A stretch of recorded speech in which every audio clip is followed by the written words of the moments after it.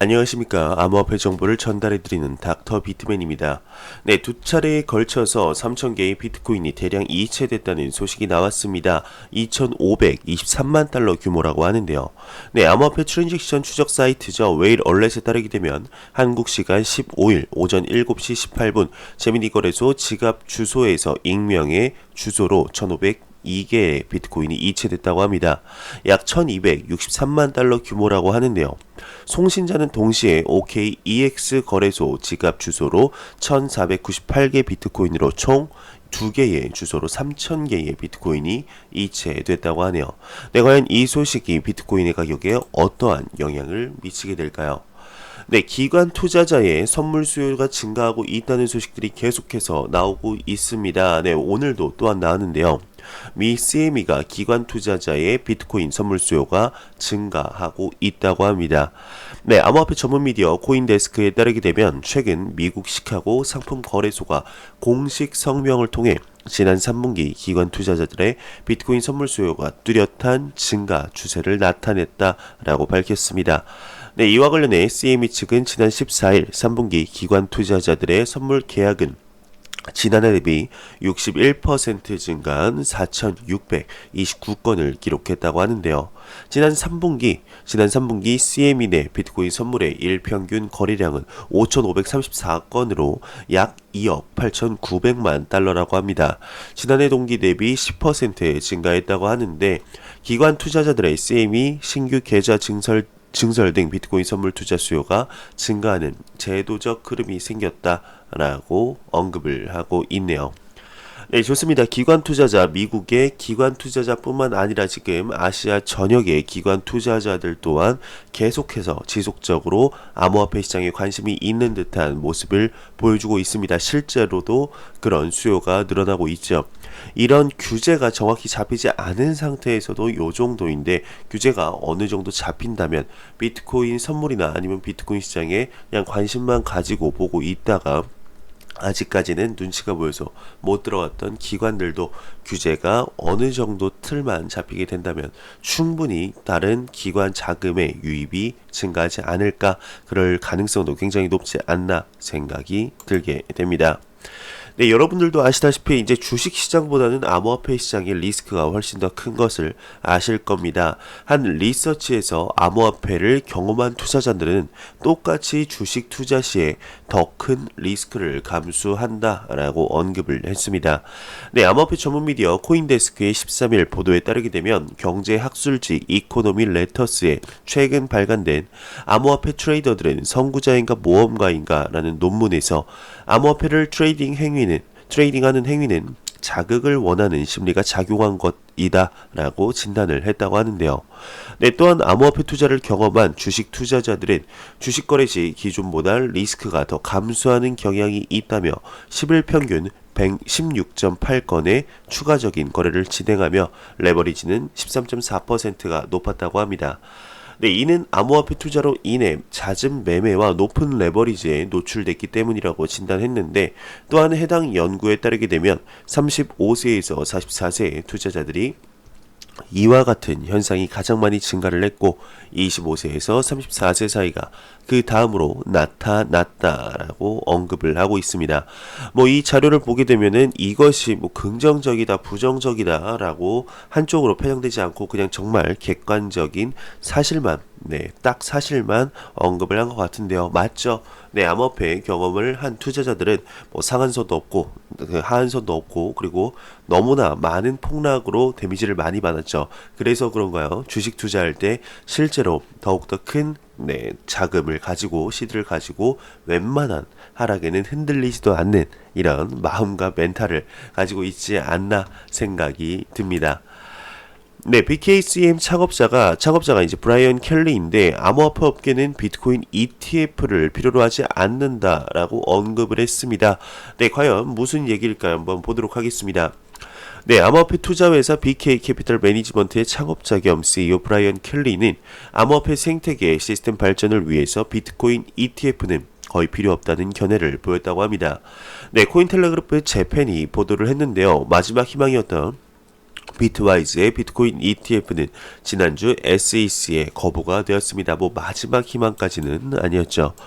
네, CNBC의 인터뷰에 대답한 켈리는 피델리티나 이제 TD 아메리트레이드 등의 기업이 장래에 암호화폐 업계에 참가할 것이라 지적을 했는데, 즉 언젠가는 모두가 잘 아는 브로커의 계좌로 비트코인을 살 수 있게 될 것이라고 언급을 했습니다. 네, 현 시점에서 비트코인 ETF가 필요하다는 것에 대해 염려하지 않고 있다며, 또한 켈리는 미 상품선물거래위원회 CFTC가 이더리움을 상품으로 간주해 이더리움 선물을 가까운 장래에 승인할 의향을 나타낸 것을 큰 전진이라고 높게 평가를 했는데요. 네, 그동안 투자자는 언제 CFTC에 이제 금지가 될지 불안했는데 앞으로는 그럴 필요가 없다고 전했습니다. 네, 미국 암호화폐 이제 펀드 판테라 캐피탈의 브라이언 모어 헤드 CEO 같은 경우는 지난해 10월 시점에서 비트코인 ETF보다 피델리티와 벡트가 소중하다라고 발언을 했는데요. 그는 다음과 같이 언급을 했었습니다. 비트코인 ETF는 뉴스거리가 아니다. 하지만 이렇게 우리가 에너지를 소비하고 있음에 놀랐다. ETF 인증을 받은 마지막 자산이 구리라는 것을 아는 사람은 거의가 없다. 구리가 8,000년 동안 존재를 했지만 ETF 승인에는 3년이나 걸렸다. SAC는 비트코인이 명확히 증권이라고 구분해야 하는지도 확신하지 못하고 있다. 나는 비트코인 ETF는 몇 년 후의 이야기라고 생각을 한다. 라고 언급을 하고 있습니다. 네, 비트코인 ETF가 암호화폐 시장에 그렇게 중요하지는 않다라는 얘기였습니다. 네, 지금 당장은 크게 중요하지 않을 수도 있지만 좀 후에 봤을 때 ETF가 승인이 난다는 것이 이제 전 세계적인 규제 프레임워크가 어느 정도 내 암호화폐를 인정한다, 어느 정도 자리가 잡혔다라는 것을 반증해 주는 것이겠죠. 그런 의미에서는 그래도 없는 것보단 ETF가 승인이 나는 게 중요하지 않을까 개인적으로는 생각이 듭니다. 네, 그러면 코인마켓캡에서 가격 한번 보고 다음 내용으로 넘어가도록 하겠습니다. 현재 메이저 탑10 코인들을 전반적으로 살펴보면은 소폭 상승하는 모습을 보여주고 있습니다. 그 중에서도 리플 XRP의 가격 상승이 유독 돋보이죠. 지금 비트코인 같은 경우는 1% 상승하며 996만원대, 이더리움이 22만 2천원대, 리플 XRP가 6% 상승하면서 350원대를 보여주고 있습니다. 오랜만에 350원대를 보는 것 같은데요. 네, 비트코인 도미넌스 같은 경우는 어제와 똑같은 66.3%로 아직까지도 매우 강력한 암호화폐 비트코인 시가총액 점유율을 볼 수가 있었습니다. 네, 미 재무장관이 비자 등 리브라 협회 탈퇴에는 이제 프로젝트 규제 기준이 미달이기 때문이다라고 언급을 했습니다. 네, 순풍산부인과의 미달이 아니고요. 네, 프로젝트 규제 기준의 미달이라고 합니다. 네, 죄송합니다. 네, 미국 암호화폐 전문가이자 경제 전문 방송 채널 CNBC에 따르게 되면 스티븐 머누신 미국 재무장관이 인터뷰를 통해서 지난 금요일 비자, 마스터카드, 스트라이프 및 이베이가 리브라 협회를 탈퇴한 것은 리브라의 규제 비적격성 때문 따른 부담 때문이라고 지적을 했습니다. 네, 머누신 재무장관은 또한 리브라에 대해 리브라가 규제 기준에 부합하지 못하면 관련된 조치를 취할 예정이라고 밝혔는데요. 네, 지금 리브라 협회에 참여를 철회한 기업들이 또 나오고 있습니다. 참으로 안타까운 소식인데, 네, 부킹닷컴과 아고다 운영사가 리브라 협회 참여를 철회했습니다. 네, 보도록 하죠. 14일 블룸버그에 따르게 되면 부킹닷컴, 아고다, 카약 프라이스 라인 등을 운영하는 온라인 여행사인 그룹 부킹홀딩스가 리브라 협회에 참여를 철회한다고 합니다. 네, 부킹홀딩스는 리브라 프로젝트 초기 참여를 선언한 24개사 중 하나인데요. 네, 앞서서 페이팔, 스트라이프, 비자, 마스터카드 등이 규제를 이유로 참여를 철회한 바 있었죠. 네, 이와 관련해 리브라 측은 별다른 입장을 현재 밝히고 있지는 않습니다. 한편 마크 주커버그 페이스북 창업자는 하원 금융서비스위원회 청문회에서 참석해 리브라와 관련해 증언할 예정이라고 합니다. 네, 참 안타깝습니다. 계속해서 지금 탈퇴를 하고 있는데 리브라 협회가 이제 코인베이스 등 총 21곳의 파트너사를 공개를 했습니다. 원래는 28곳이었는데 계속해서 나가면서 지금 21개라고 하네요. 참 안타까운 소식들이 계속해서 나오는 것 같습니다. 네, 리브라 지금 힘내야죠. 지금 같은 시기에 정신 똑대히 차리고, 네, 호랑이 굴에 잡혀가도 정신만 차리면 살아나올 수 있다, 이런 얘기가 있죠.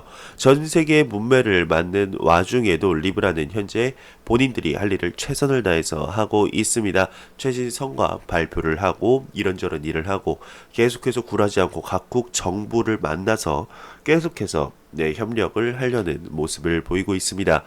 네, 리브라에 관해서 이제 내년에 출시가 되냐 안 되냐 선물 플랫폼이 네, 이런 베팅 플랫폼이 나온 것 자체도 참 신기한데요. 네, 여러분들은 어디에 네, 만약에 한국에 그런 베팅 프로그램이 걸린다면 여러분들은 리브라가 내년 안에 발표가 난다. 정식 런칭이 된다. 아니다. 정식 런칭 안 된다. 라고 이렇게 어떤 거를 선택을 하시겠습니까? 리플의 CEO인 브래드 갈링하우스 같은 경우는 2022년까지 약 3년 뒤죠. 3년 뒤 2022년 말까지 리브라가 정식 출시될 일이 없다고 언급을 했는데 과연 어떻게 되게 될지 한번 내년까지 지켜봐 보도록 해야겠죠. 네, 리브라와 더불어서 매일같이 나오는 소식이 있습니다. 바로 리플 XRP에 관한 소식인데요.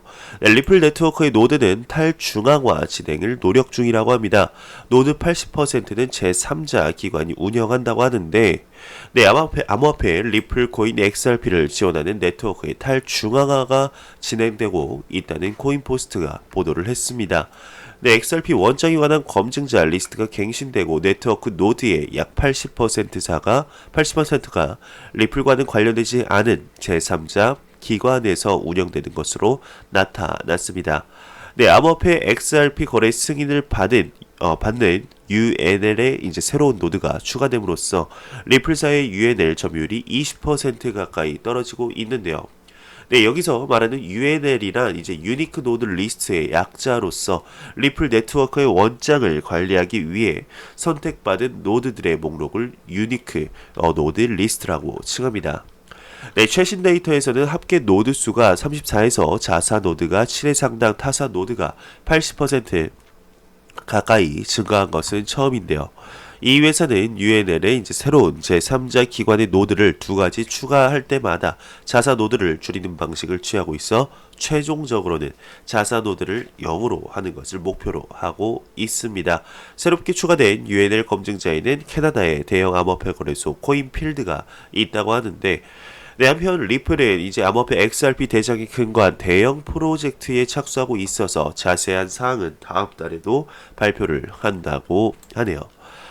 네, 리플에 관한 소식을 봤습니다. 요즘 들어서 리플사가 뭔가 혁신을 꿈꾸려는 듯한 모습을 보여주고 있습니다. 네, 리플 X 커런트와 X 비아 그리고 X 래피드를 리플렛에 통합을 하지를 않나 홈페이지에서 이제 X 래피드를 ODL 온 디맨드 리퀴리라는 이름으로 바꾸질 않나 뭔가 새롭게 혁신하려는 모습을 보이고 있는데 앞으로 이러한 혁신에 관한 소식들이 리플사에 어떠한 영향을 미치게 될까요? 그리고 리플 XRP의 가격에는 과연 어떠한 영향을 미치게 될지 한번 지켜보도록 하겠습니다. 고감기 때문에 죽겠네요. 여러분들도 항상 몸관리 조심하시기 바랍니다. 네, 이더리움 2.0과 1.0 체인이 처음에는 동시에 거래될 가능성이 있다고 합니다. 네, 이들 가격이 서로 다를 수 있다고 하는데 한번 보도록 하겠습니다. 네, 모든 사람들은 이더리움 2.0의 전망에 흥분을 하고 있지만 이 새로운 체인을 향한 전환은 복잡할 가능성이 초반에 굉장히 높다고 합니다. 네, 이더리움 1.0과 2.0 모두 동시에 거래가 되어서 당분간 별도의 토큰으로 존재할 가능성이 매우 높아 보인다고 하는데요. 네, 2016년으로 한번 돌아가 보도록 하겠습니다. 네, 그 해는 360만 이더리움이 도난당한 다오해킹의 해였는데 그 당시 커뮤니티의 많은 부분에서 합의된 하드포크를 수행하는 것이었습니다. 오늘날 이더리움은 이 논쟁으로 인해 본질적으로 원래 체인에서 포크된 버전이며 남은 체인은 오늘날 이더리움 클래식으로 알려진 것이 되었죠. 네, 이더리움 2.0이 공식적으로 출시되면서 선도적인 스마트 계약 플랫폼도 비슷한 기로에 서게 될 것이라고 합니다. 이 어색한 전환기 동안 이더리움 1.0과 이더리움 2.0이 서로 다른 거래소 가격을 가지고 공존하는 상황을 가질 수 있을까요? 만약 우리가 다오 해킹으로부터 그 어떤 것을 배우고 그것이 어떻게 이더리움 클래식과 이더리움을 만들었는지 알게 된다면 이것의 가능성도 있게 된다고 합니다. 네, 비탈릭 같은 경우는 이더리움 1.0 체인은 기술적으로 계속될 것이지만 무가치로 인해 소멸될 것이라고 주장을 했는데, 그러나 이더리움 2.0은 0단계가 시작 시 네트워크의 전체 범위를 지원하지 않기 때문에 사실상 가치 없는 상태가 될 것이라며, 우리는 이더리움 1.0 토큰과 2.0 토큰의 새로운 혼란스러운 시장 가격에 반영될 약간의 혼란을 보게 될 것이라고 하네요. 네, 이더리움 1.0과 2.0 과연 빠른 시일 내에 한번 볼 수가 있을까요? 참 신기할 것 같습니다. 네, 암호화폐 투자은행 CEO가 SAC 톤 투자자에게 이제 텔레그램 내 정보를 요구했다고 합니다. 네, 암호화폐 전문 미디어 코인데스크에 따르게 되면 암호화폐 투자은행 해시 CIB의 이제 CEO 야코브 베린스키가 지난 9월 SAC가 톤 투자자들에게 토큰 발행과 관련해 텔레그램으로부터 공유받은 기업 내 세부 사항을 요구했다 밝혔습니다. 네, 이와 관련해 미디어는 SEC가 투자자들이 공유한 세부 사항을 통해서 톤 발행은 불법이라고 결론을 내렸을 것이라고 설명을 했는데, 앞서 SEC는 텔레그램이 미등록 증권을 판매한 혐의로 17억 달러 규모의 톤 ICO를 불법이라 선언하며 프로젝트 임시 중단 조치를 취한 바 있었었죠. 네, 홍콩 핀테크 협회장이 이제 아르메니아 블록체인 기술 발전 필요 조건을 갖췄다라고 언급을 했습니다. 네, 아르메니아 현지 미디어 아르멘 프레스에 따르게 되면은 홍콩 핀테크 협회 회장 헬림 아슬라니아는 최근 아르메니아는 블록체인 기술이 발전하기 위한 필요 조건을 갖추고 있다 밝혔습니다.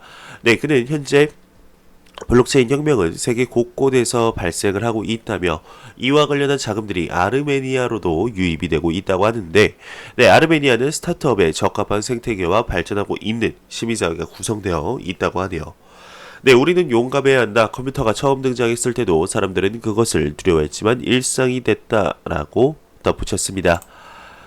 네, 노벨 경제학, 물리학 수상자 16명이 블록체인에 관심을 가지고 있다고 합니다.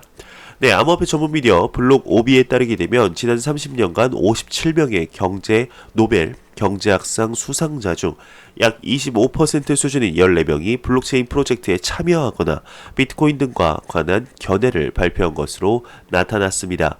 네, 그중 크리스토퍼 피사리데스 2010년 수상, 에릭 메스키는 2007년 수상자 등 이제 7명의 노벨 경제학상 수상자가 블록체인 프로젝트에 참여를 했고, 2001년 수상자인 조지프 스테이글리츠가 프로젝트 컨설팅을 진행하고 있다고 합니다. 네, 또한 노벨 경제학상 외에도 물리학상 수상자도 2명이 있는데 블록체인에 긍정적인 모습을 보였다고 하네요. 네, 제가 준비한 소식은 여기까지입니다. 네, 마지막으로 코인 마켓캡에서 가격 보고 마무리하도록 하겠습니다. 리플 XRP 기준 350.40원입니다. 한번 F5번 눌러보도록 하겠습니다. 네, 351.13원으로 조금 상승한 모습을 보여주고 있습니다. 네, 좋습니다. 지금 암호화폐 시장 상황 굉장히 긍정적인데, 이러한 소폭 상승이 정말 대규모 상승으로 가는 발판이 되기를 진심으로 바라봅니다. 네, 제가 준비한 소식은 여기까지입니다. 영상이 도움이 되셨다면 구독과 좋아요 그리고 광고 한 편만 처음부터 끝까지 시청해 주시기 바랍니다. 이 채널은 오직 광고 수익으로 운영이 되게 됩니다. 항상 영상 시청해 주시는 시청자분들, 구독자분들 너무나 감사합니다. 저는 다음 영상으로 찾아뵙도록 하겠습니다. 지금까지 닥터 비트맨이었습니다. 감사합니다.